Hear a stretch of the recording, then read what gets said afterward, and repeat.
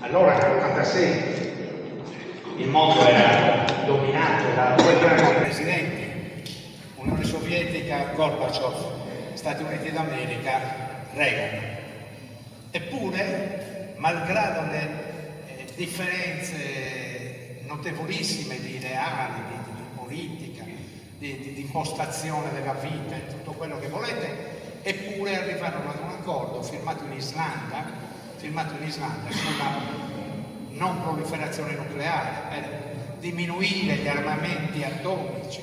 Firmarono questo accordo che è risultato essere storico, senza precedenti. Eppure oggi parlarne è quasi un'ironia del destino drammatica, perché stiamo vedendo guerre dappertutto.